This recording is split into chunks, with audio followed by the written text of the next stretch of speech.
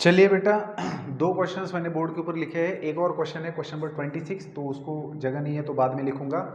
देखो क्वेश्चंस बड़े दिखते हैं लेकिन है बहुत आसान अगर आपका लॉजिक क्लियर है तो। क्वेश्चन नंबर 24 के अंदर क्या पूछा है? एक question paper has two sections, section 1 has 5 questions and section 2 has 66 questions. देखिए क्वेश्चन पेपर है हमारे सामने जिसके अंदर दो सेक्शंस है, तो सेक्शन 1 एंड सेक्शन 2। अब देखिए क्या बोला जा रहा है, तो सेक्शन 1 के अंदर कितने क्वेश्चंस है? 5, नंबर ऑफ क्वेश्चंस 5, और सेक्शन 2 के अंदर नंबर ऑफ क्वेश्चन है 6।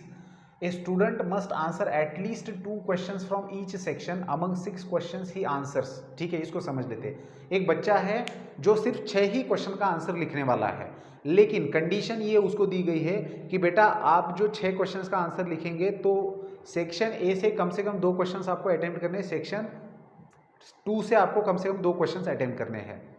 तो इस कंडीशन को मानकर चलना है। और आगे क्या पूछा है देखते हैं। How many different choices does the student have in choosing questions. तो कितने डिफरेंट कॉम्बिनेशन वो बना सकता है। देखिए क्वेश्चन तो उसने अटेम्प्ट करना है सिर्फ 6, लेकिन कंपल्शन ये है कि इस सेक्शन में से कम 2 अटेम्प्ट करे, इस सेक्शन में से कम 2 अटेम्प्ट करे। तो कितनी पॉसिबिलिटी बनती है? चलिए आइए बनाते हैं। तो इस सेक्शन में से वो कम 2 लेगा, तो बचे हुए 4 क्वेश्चन वो इस सेक्शन में से उठाता है, तो 6 में से 4 चूज करेगा। हम सारी पॉसिबिलिटी कंसिडर करेंगे।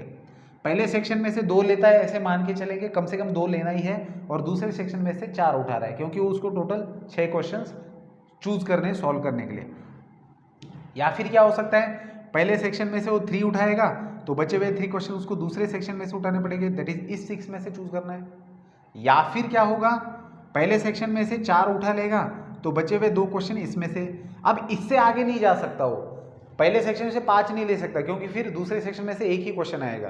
तो इस चीज को ध्यान में रखना है। तो बस बात खत्म, इतने कॉम्बिनेशन बनेंगे, तो इसको कैलकुलेट करो, फाइनल आंसर निकालो। ठीक है बेटा, चलिए आगे बढ़ते हैं क्वेश्चन नंबर 25 की तरफ। अब क्वेश्चन नंबर 25 को पढ़िए, क्या दिया हुआ है क्वेश्चन नंबर 25 में। 25 के अंदर ये दिया है कि there are 3 wicket keepers, 3 wicket keeper हैं और 5 बॉलर्स हैं।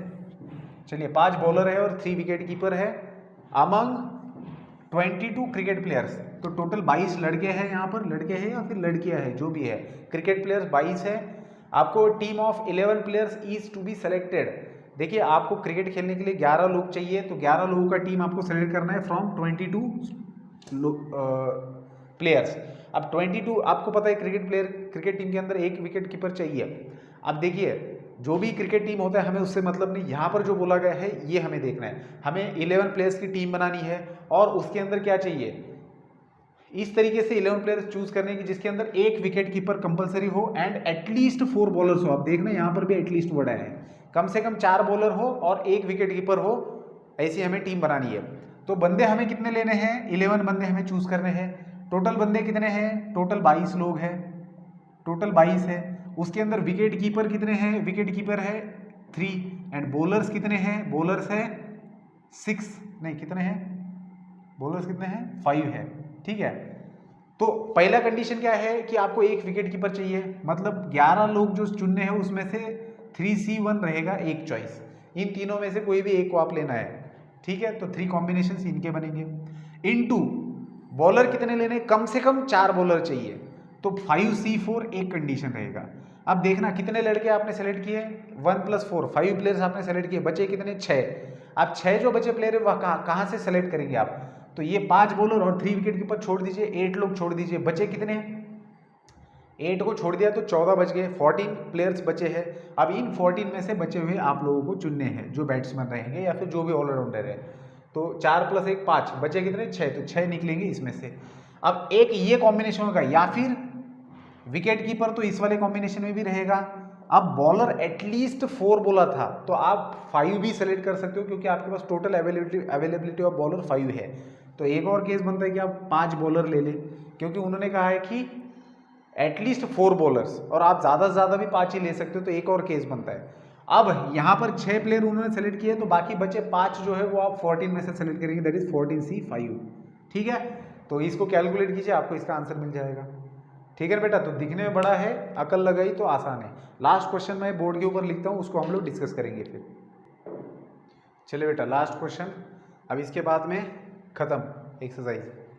तो 5 students are selected from 11, how many ways can these students be selected if. देखो 11 बच्चों में से 11 स्टूडेंट्स में से 5 स्टूडेंट्स आपको सेलेक्ट करने हैं। अब नीचे दी गई कंडीशन से अलग अलग आंसर, मतलब इस कंडीशन में कैसे करेंगे और इस कंडीशन में। सो 2 स्पेसिफाइड स्टूडेंट्स आर सेलेक्टेड, इस बात को समझना, ये कहना क्या चाह रहे हैं, आपके पास 11 विद्यार्थी हैं और उन विद्यार्थियों में से आपको 5 बच्चे आपको सेलेक्ट करने हैं, ठीक है। अब लेकिन उनका कहना है कि 11 में से 2 पर्टिकुलर बच्चे हैं जिनको सेलेक्ट करना ही करना है। ऐसे मान लीजिए कि उन लोगों की कुछ पहचान है, जो भी है उन लोगों को आपको लेना ही है, ठीक है। तो 11 में से 2 तो फिक्स हो गए। अब वो जो भी 2 आप लेने वाले हो तो उन्हीं 2 में से आप लेंगे ना जिनको लेना है। तो those 2 will be selected from 2C2, that is उनको लेने का एक ही आपके पास तरीका है कि उन दोनों को ले लो, बस बात खत्म। उनको आपने सेलेक्ट कर लिया। अब इनटू, अब बचे कितने, आपको 5 ही सेलेक्ट करने थे, 5 स्टूडेंट्स, 2 तो पर्टिकुलर बच्चे थे, कोई स्पेसिफाइड बच्चे थे जिनको आपको लेना ही था उसके अंदर। अब बचे सिर्फ 3 बच्चे।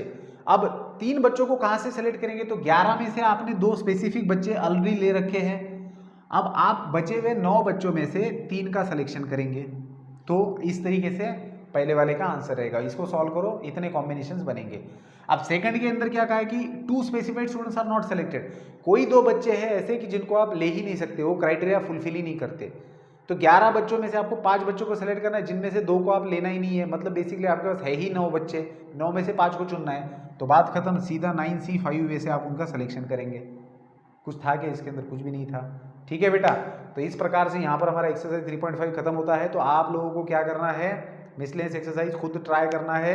कहीं पर अटक जाते हो फिर से ट्राई करो, एक दिन उस दिन में नहीं आता है, दूसरे दिन फिर से फ्रेश माइंड से सॉल्व करना है। क्योंकि अगर खुद सॉल्व करेंगे विदाउट